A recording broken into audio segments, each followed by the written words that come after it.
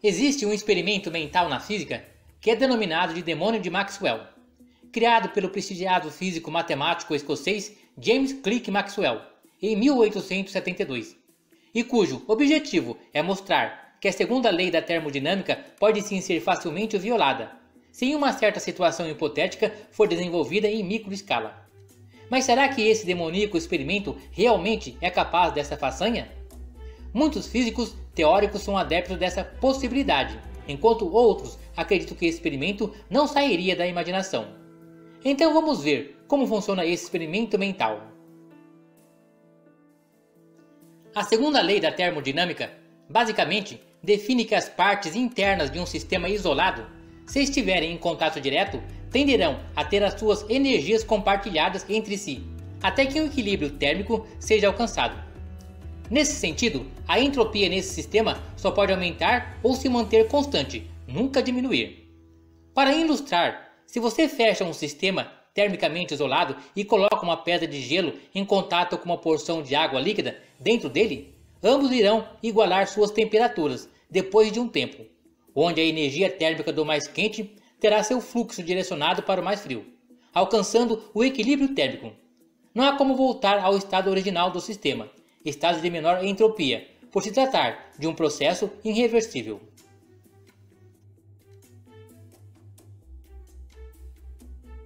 Em outras palavras, um copo com um líquido à temperatura do ambiente à sua volta, por exemplo, não fica fervente espontaneamente, absorvendo a energia térmica desse mesmo ambiente.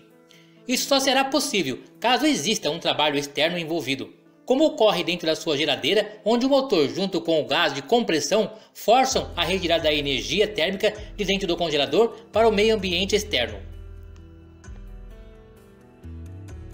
No experimento mental de Maxwell, podemos imaginar da seguinte forma. Suponhamos que temos dois compartimentos cheios de gás dentro do sistema isolado, separados por uma barreira. A entropia ali dentro, espontaneamente, só pode aumentar ou permanecer a mesma. De forma mais simples, o sistema só pode ficar igual ou mais desorganizado do que já é. Se fizermos uma abertura na barreira, os gases nos dois compartimentos ficarão em contato e terão suas temperaturas igualadas. A temperatura é uma forma de medir o grau de agitação das partículas de um sistema, com essas tendo uma velocidade média em termos globais. Quanto maior a velocidade média dessas partículas, maior a temperatura do sistema, e quanto menor, menor a temperatura. Porém, as partículas não possuem todas as mesmas velocidades no mesmo intervalo de tempo, com algumas indo mais rápido do que as outras. Como dito, o que temos é uma velocidade média entre todas as velocidades individuais medidas no sistema. É aqui que entra o experimento mental do demônio de Maxwell. O experimento funciona assim. Se existisse um ser inteligente dentro do sistema controlando quais partículas entram e saem de um compartimento para o outro, ele poderia fazer com que apenas as partículas mais rápidas entrassem de um lado e as mais lentas entrassem do outro, controlando uma porta feita por ele na abertura da barreira. Ou seja, quando uma partícula rápida estivesse vindo em direção ao compartimento B, o ser inteligente abriria rapidamente a porta, deixando-a passar. Caso uma partícula lenta se aproximasse, ele fecharia a porta. E assim, sem precisar mandar a energia para o sistema ou utilizar trabalho externo, o meio ficaria mais quente, mais partículas velozes, do que o outro, mais partículas lentas, apenas usando-se a análise individual das partículas em termos de velocidade e posição. Assim, o demônio de Maxwell estaria aparentemente violando a segunda lei da termodinâmica, onde um sistema isolado estaria tendo sua entropia diminuída sem interferência de um trabalho externo. Aliás, o sistema, antes impossibilitado de realizar trabalho de maneira espontânea, pode agora fazê-lo por existir uma fonte quente e outra fria. Portanto, o demônio é capaz de extrair trabalho ciclicamente de um sistema termodinâmico além dos limites determinados pela segunda lei ao agir sobre as informações que ele obtém do sistema. Uma das consequências disso seria a possibilidade de construção de uma máquina de movimento perpétuo, independentemente da realização de trabalho externo. Mas tudo ainda era somente um experimento mental, com poucas possibilidades de se tornar um dia real. Mas, para tentar elucidar essa tentativa de derrubar as leis da termodinâmica, Cientistas, ao longo das décadas, têm discutido essa questão. Chegaram a uma solução. O demônio, para realizar o serviço de guarita da porta, estaria tendo sua entropia aumentada via absorção e armazenamento de informações do sistema isolado sob o seu controle, diminuição de entropia, e posterior descarte dessas informações, aumento de entropia.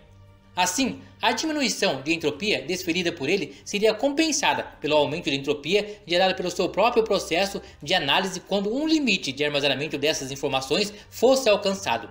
Em outras palavras, o acúmulo de informações do demônio sobre as moléculas em movimento possui uma qualidade física como calor, trabalho e energia. A termodinâmica precisa, portanto, apenas ser generalizada e expandida para incorporar informação de forma consistente, resolvendo o enigma do demônio de Maxwell. A mecânica quântica e a nanotecnologia finalmente estão permitindo transformar a ideia de Maxwell em realidade. E vários experimentos têm demonstrado que é possível detonar com a segunda lei da termodinâmica em microescala. Porém, ainda mais longe, uma equipe internacional de pesquisadores descreveu um demônio de Maxwell mais amplo, que faz seu trabalho em um sistema localizado de 1 a 5 metros de distância do próprio demônio ou dispositivo. De fato, não há fantasmas nem magia envolvida. Além disso, todos os demônios quânticos de Maxwell descritos ou criados até agora tinham um alcance limitado. Eles ficavam sentados ao lado do objeto sobre o qual operavam. Nos últimos experimentos, o demônio ou dispositivo opera à distância, e são distâncias descomunais no campo da mecânica quântica. Esse dispositivo poderá ter aplicações nos computadores quânticos e em refrigeradores microscópicos, resfriando pequenos objetos com grande precisão, algo essencial para os experimentos em nanoescala.